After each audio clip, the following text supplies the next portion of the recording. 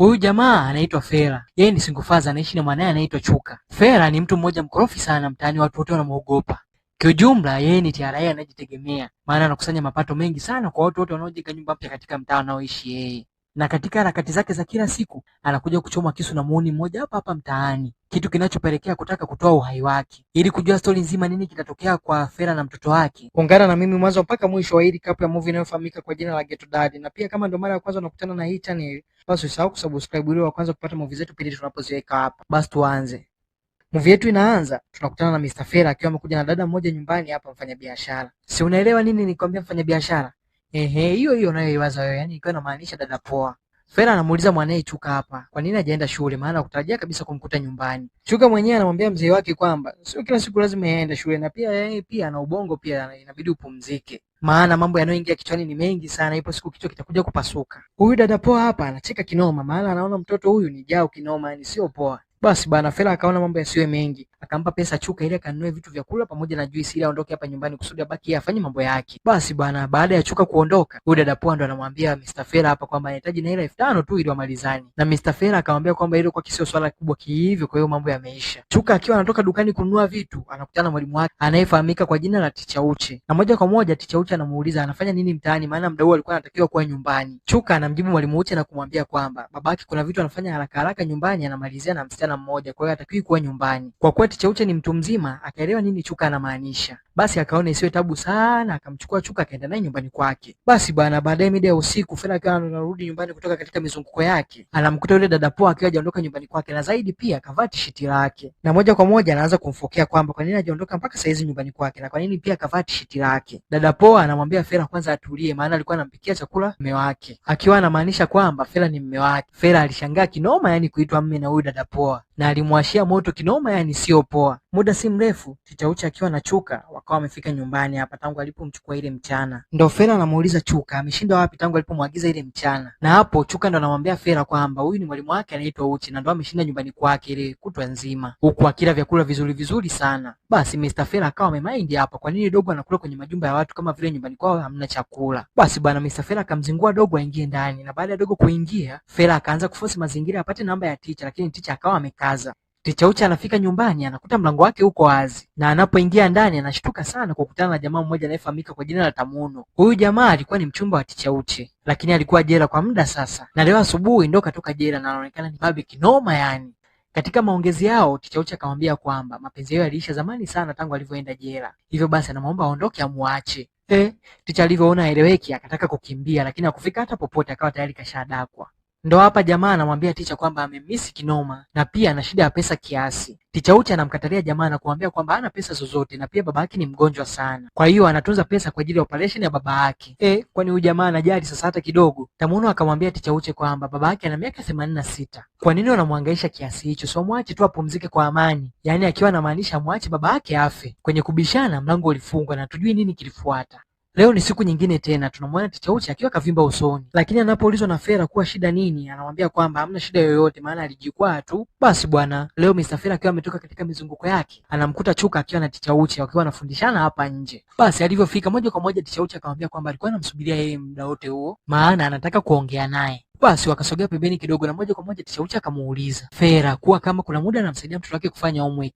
Na moja kwa moja Mr. Fera akamwambia kwamba kila siku akiwa anatoka kwenye mizunguko yake kabla hajafanya kitu chochote huwa anamsaidia mwanae maswali magumu, kwa maana yeye ni kichwa ile balaa yani. Kiujumla Mr. Fera anachukua ujiko hapa kwa Ticha Uche. Basi Ticha Uche akamwambia kwamba ingekuwa ni vizuri kama angemwacha Chuka afanye homework zake mwenyewe, maana kila siku shuleni huwa anapata 0 ya 10, yani akiwa na maana kwamba anakosa maswali yote. Basi bwana, leo Fera anaonekana akiwa anapiga hesabu na bajeti jinsi ya kutumia pesa zake. Anasema kwamba kibunda cha kwanza ni pesa kwa ajili ya ada ya Chuka, na kibunda cha pili kimetengwa maalum kwa ajili ya pesa ya bangi, yani mtu na vitu vyake bwana. Na anaendelea kusema kwamba kibunda cha tatu ni pesa kwa ajili ya chakula cha hapa nyumbani, na kibunda cha mwisho anasema kwamba hata kigusa kabisa, maana ni kwa ajili ya future ya mwanae, na chenji zinazobaki anazikusanya na kusema kwamba atazitumia kununulia dada poa mapozi. Leo Ticha Uche akiwa nyumbani anapokea simu kutoka kwa mdogo wake kijijini anayefahamika kwa jina la Ginika. Na moja kwa moja anamuuliza kwamba pesa aliyomtumia ameiona na anamwasa kwamba aipeleke kwa madaktari ili wajue kwamba wapo serious na matibabu ya baba yao. Leo Fera anakutana na Ticha Uche akiwa anawahi kwenda shule, yani yupo haraka kinoma yani. Na moja kwa moja Fera anamuuliza Ticha kwa nini kachelewa kwenda shule. Na Ticha anamwambia Fera kwamba alipitiliza kulala ndio maana akachelewa kwenda shule. Na moja kwa moja akamwambia muache maana tayari kashachelewa inabidi awahi kwenda shule. Ile anaondoka Fera akashtuka kinoma noma hapa. Ticha Uche akamuuliza shida nini? Na Mr. Fera akamwambia kwamba shida ipo nyuma yake, yani akiondoka huku nyuma anaacha tetemeko la ardhi. Kijumla huyo mzee sio poa, yani ni muuni ile mbaya. Leo ni siku nyingine tena tunakutana na Mr. Fera akiwa na vijana wake, wakiwa wametoka kupiga mbanga zao kwa mtaani, hivyo basi anawagaia pesa. Hapa vijana wanafurahi kinoma yani, na wanamwambia Mr. Fera kwamba hawatakaa wamwache hata kama wakipata visa kuelekea Marekani, hawatakubali kuondoka na wamwache yeye nyuma. Muda si mrefu Chuka anafika akitoka shule. Na Mr. Fera anawaambia washikaji zake kwamba huyo ndo mrithi wake. Yaani anamaanisha kwamba akitoka yeye, mwanendo anarithi huo mtaa.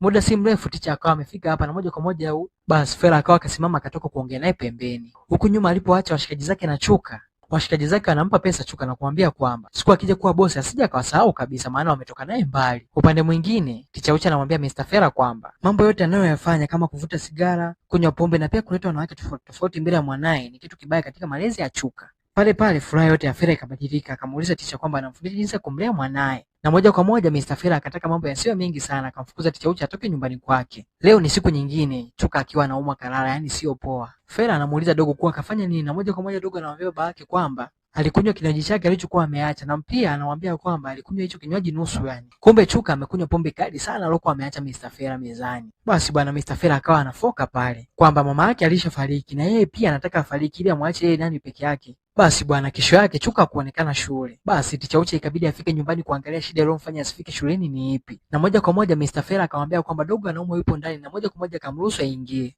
Na anapofika ndani Chuka anamwambia alikuwa amemisi mwalimu wake kinoma yani. Na Ticha Uche anamwambia kwamba kesho atamletea zawadi nzuri sana yani ataifurahia. Basi bwana Ticha alikaa pale mpaka usiku, na akiwa anaondoka Mr. Fera akamuuliza amefanya nini kwenye uso wake na ni nani pia aliyempiga. Na Ticha Uche akampa jibu lile lile kwamba alianguka. Leo ni siku nyingine tena, Ticha Uche akiwa ameandaa chakula na anataka kula. Ex wake Tamuno anafika hapa na moja kwa moja Tamuno ananawa mikono na kuanza kula kile chakula chake. Kwa hiyo Ticha Uche akawa kakosa chakula. Tamuno akawa kamaliza mboga hapa, hivyo basi akamwambia Ticha muongezee kidogo. Na moja kwa moja Ticha akakataa kwamba mboga haipo. Na kilichobaki kidogo ni kwa ajili ya rafiki yake anayeumwa. Na pia Ticha anamwambia Tamuno asiwaze sana maana ni kijana mdogo. Na hapo ndo shida ilipoanza. Tamuno akamwambia kwa hiyo sasa hivi amezeeka sana ndio maana ameanza kutembea na vijana wadogo wadogo hapa mtaani. Tamuno alifuka kinoma na kumwambia Ticha Uche mahusiano yao hamna mtu yeyote anayeweza kuvunja. Labda yeye Tamuno peke yake aamue. Basi Tamuno akaendelea kumforce Ticha Uche amwekee mboga. Na Ticha akaona yasiyo mambo mengi ikabidi akamwekee tu. Tukiachana na Tamuno, leo ni siku nyingine tena. Ticha Uche kafika kwa Fera na akamletea chakula Chuka. Stori zikiwa zinapigwa, Fera akataka kuingia lakini akaona asije karibu mudi ya watu. Akaamua arudi akae zake na wauni zake hapa nje. Basi Ticha Uche alikaa hapa kwa Fera mpaka usiku, na wakati anaaga ili aondoke, Chuka akawa anakataa Ticha asiondoke, lakini Ticha akamwambia kesho ni Jumatatu, anatakiwa ajiandae kwa ajili ya kesho shule na pia amuwahi kumpitia Chuka kwenda shule.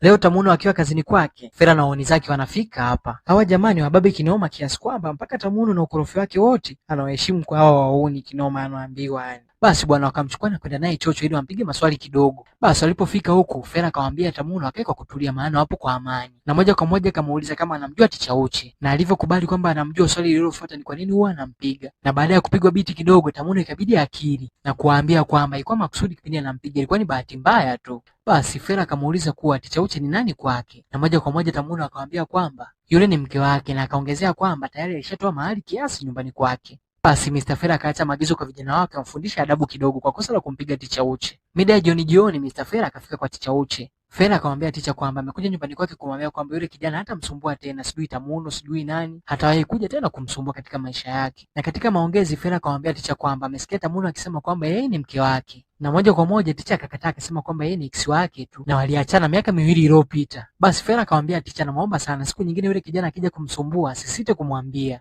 Na Ticha akamwambia Fera asante, lakini Fera akaikataa ile asante na kumwambia kwamba yeye ndo anapaswa kupewa hiyo asante kwa jinsi anavyomdai mtoto wake Chuka. Na akaendelea kumwambia Ticha Uche kwamba tangu mama yake kijana huyo afariki mambo yalibadilika sana. Na hapa Ticha Uche ndo anashtuka sana kusikia mama yake Chuka kwamba tayari alishafariki. Basi wakaagana hapa na Mr. Fera akawa kaondoka zake. Basi leo Ticha Uche anapokea simu kutoka kwa mdogo wake Ginika. Kumbe baba yao alikuwa kwenye sajali na hivyo sajali imeenda vibaya, kwa hiyo baba yao amefariki. Basi Ticha Uche alilia kinoma, yani alikuwa anapenda sana baba yake. Na baada ya kutoka shule, Ticha Uche akawa akamrudisha Chuka nyumbani. Na akiwa anaondoka, Fela akamuuliza shida ni nini, maana anaonekana yupo sawa kabisa. Yeye Ticha anasema yupo sawa tu. Basi Mr. Fela akaanza kufoka hapa. Kwa nini anasema yupo sawa wakati anaonekana kabisa hata kwa kutazama yupo sawa? Basi ndio Ticha Uche akaanza kulia hapa na kumsimulia. Na ilipofika usiku, Mr. Fela akamsindikiza Ticha Uche mpaka nyumbani kwake. Na alipotaka kuondoka, Ticha Uche akamwambia anamuomba akae naye, asiondoke, na Fela akaona hamna noma. Na hapa katikati stories zilikuwa zinaendelea, so unajua hizi ni jinsia mbili tofauti. Na alafu pia ni usiku. Ndio hivyo bana, Fela akawa amejishindia kilaini kabisa yani. Kesho asubuhi Ticha Uche akiwa anaelekea shuleni, nasikia Fela akiwa na marafiki zake wanacheka kinoma yani unaambiwa. Na washikaji wanamwambia Fela kwamba yani hawaamini kabisa kama Fela ameweza kulala na Ticha, wanaona kwao ni uongo kabisa. Kwa hiyo ni kwamba Fela tayari kashaambia uoni wake kwamba amepita na Ticha Uche. Ni siku nyingine tena tunamuona Fela akiwa yupo hoi kinoma akachoma kisu cha tumbo. Baadaye Ticha Uche kafika hospitali kumuona Fela na akiwa anambembeleza Chuka, anamwambia asiwazi babake atakaa sawa tu. Baada ya kuruhusiwa kutoka hospitali, Ticha akamwaga Fela na kumwambia kwamba anaenda kwenye mazishi ya baba yake. Na Fela akamwambia kwamba anaondokaje bila kumwaga mtu yoyote. Na Ticha Uche akamwambia kwamba anahofia akimwambia ataenda kumcheka yeye pamoja na marafiki zake. Hapa Mr. Fela haelewi Ticha anamaanisha nini yani. Yaani haelewi chochote kinachoendelea. Ndio hivyo Ticha akawa kaondoka zake kamwacha njia panda. Baadaye mshikaji wake akawa amekuja kumcheki. Na ndo Fela hapa anamwambia jamaa yake kwamba aliyemchoma kisu ni Tamuno. Na rafiki yake Fela haamini kabisa kama Tamuno anaweza kufanya hivyo. Na jamaa akaanza kumshawishi Fela kwamba walipize kisasi. Maana Tamuno kule tayari ameshashikilia mtaa, yeye ndo bosi. Lakini yeye Mr. Fela anasema kwamba ana connection na mapolisi, hivyo hawezi kumlipiza kisasi, anajua atakachokifanya. Tukirudi huku mtaani, Tamuno ndo ameshakuwa doni wa mtaa yani unaambiwa. Yani mitikasi yote alikuwa anaifanya Mr. Fela, sasa hivi anaifanya Tamuno. Basi bwana alichukua hata raundi unadhani. Mapolisi walifika na kumkamata na kumpeleka kituo cha polisi. Na stori yake ndio ikawa imeishia hapo. Ni siku nyingine tena, Fela akiwa amekaa hapa, Ticha Uche anafika. Na moja kwa moja Fela anamuuliza shida nini, maana tangia wafanye mapenzi kuna kitu kama hakiko sawa yani. Ndio Ticha Uche anamwambia Fela kwamba anategemea atamchekea baada ya kwenda kuwasimulia marafiki zake kwa kile walichokifanya siku ile. Basi ndio Fela anakataa pale na kumwambia kwamba hajawahi kumsimulia mtu yoyote walichokifanya. Basi mvutano ulikuwa ni mkali sana hapa, na moja kwa moja Mr. Fela akamwambia Ticha Uche kuwa anataka kuhama katika haya mazingira. Na nia ya kuhama katika haya mazingira ni kutoka katika haya mazingira ili aweze kumlea mtoto wake katika maisha mazuri. Na hivyo basi anatamani yeye aondoke naye waungane, maana anampenda sana. Lakini ndio hivyo tena, Ticha Uche akawa kachomwana akamwambia kwamba hana hisia na yeye kabisa. Kesho yake Chuka analalamika kwa baba yake kwamba inawezekana yeye ndo kamwambia Ticha Uche akatae kwenda nao.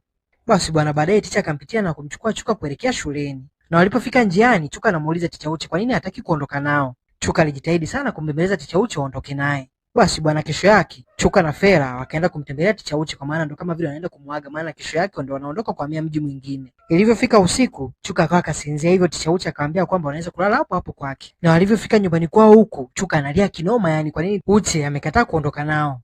Basi bwana, siku ya kuondoka ndio ikawa imefika hiyo. Chuka macho yote hapo njiani kuona kama Ticha Uche atatokea. Na muda si mrefu Ticha Uche akafika na kumfuta machozi Chuka. Ndio hivyo Ticha Uche akawa amekubali kuondoka nao kwa mji mwingine. Makumbato ni mengi pale. Mr. Fela anafurahia kinoma, sio poa yani. Basi bwana, kama waone alivyowaapia siku ile kwamba hawezi kumwacha Fela popote pale atakapoenda. Ndio hivyo na wenyewe wakawa wamekuja kuongozana na Fela kuelekea anapoelekea. Na movie yetu ndio inaishia hapo. Ulikuwa na mimi storyteller wako. Hadi wakati mwingine tena, asante.